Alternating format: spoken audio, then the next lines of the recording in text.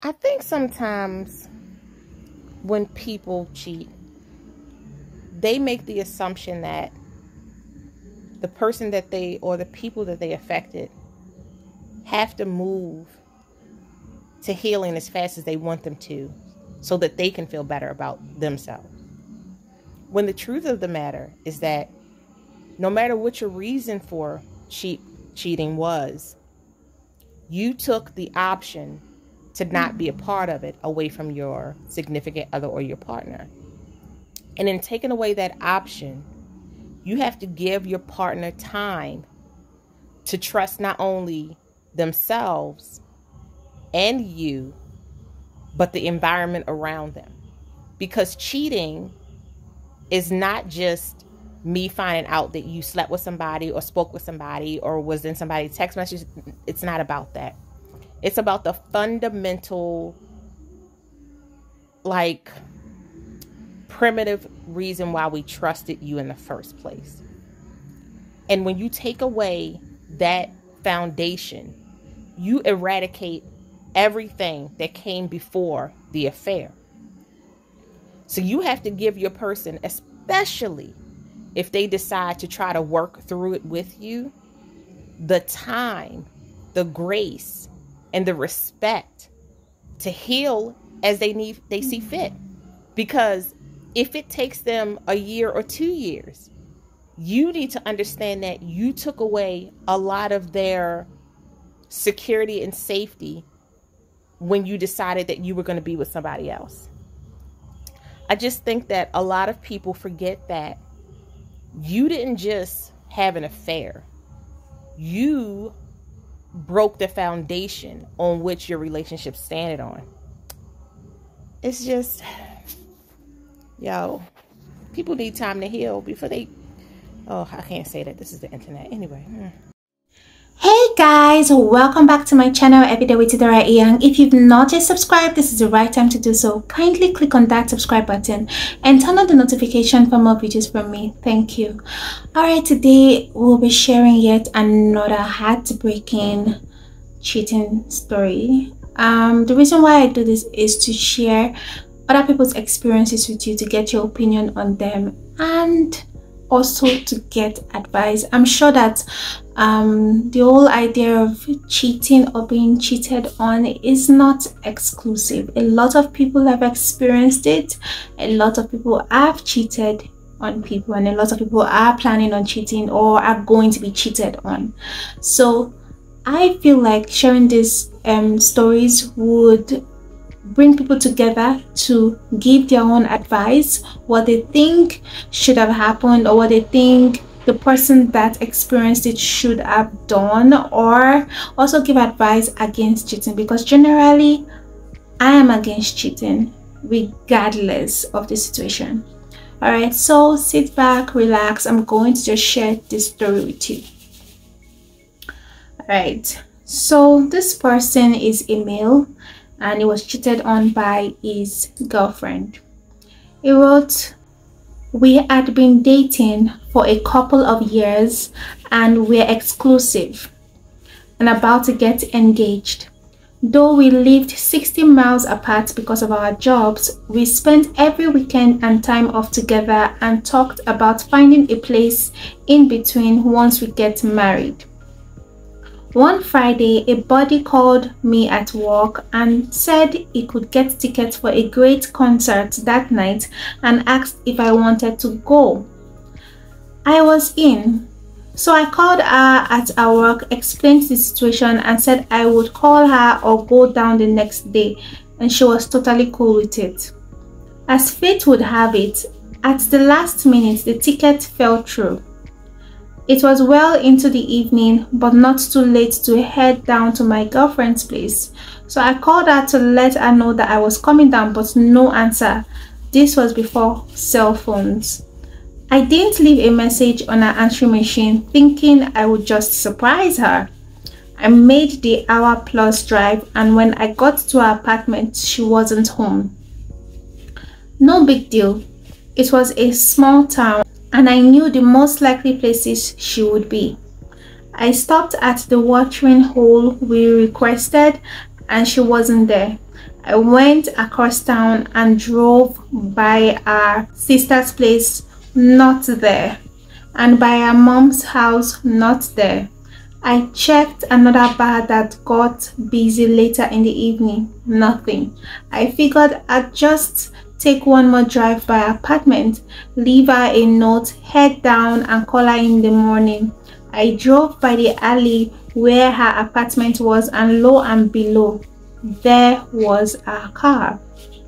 The alley where she lived on had limited parking, so I parked on a side street and walked over to her place, glad to see the lights on. Her apartment was the second floor of a small house in this alley. The steps were on the outside of the building and led to a small porch, and the door led right into a kitchen/living room. I was going to jokingly bang on the outside of the house as I went up the steps, but something inside me stopped me. We freely walked into each other's places, and even as I was about to grab the doorknob and let myself in, I thought this time it would be prudent to knock. Looking into the window in the door as I was about to knock, I caught a glimpse of movement inside to the very right in our living room. I stopped and leaned closer to the window so I could see better, and at that moment my heart sank right into my stomach. There she was on a couch, lip locked and strangling some other guy. They were fully coated minus a couple of undone blouse buttons, but I could clearly see his hands up under a short denim skirt. My heart was beating a mile a minute and I could barely breathe after seeing this. I backed away and sat on the top step, mulling my options. Should I crash in on them? Should I knock as if nothing was happening? Should I just leave? I couldn't believe this was happening to me. I composed myself as best as I could after a minute or so. I don't know. Time was the last thing I was aware of. I still didn't know what I was going to do, but I just had to have another look. When I peered back in, I could see that her blouse was undone, her tits out, one of them in his mouth, her skirt was hiked up, and his hand down her underwear. My heart was beating so fast. At the sight of this, I could literally feel it. I sat back down and thought about leaving until they were about to have sex, and then interrupted them.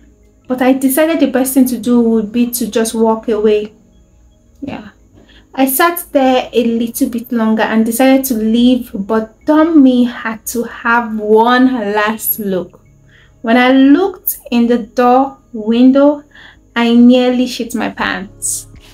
My girlfriend was literally a few feet from me, half dressed, reaching for the door.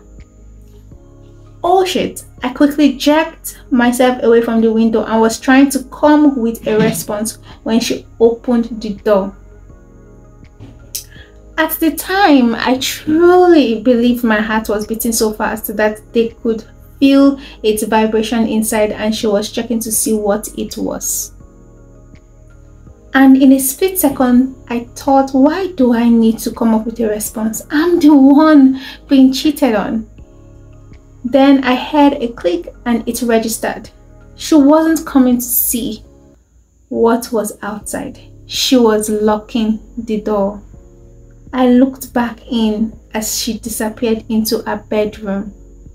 He was already obviously in there. I waited another minute or so and quietly walked down the steps to head to my car.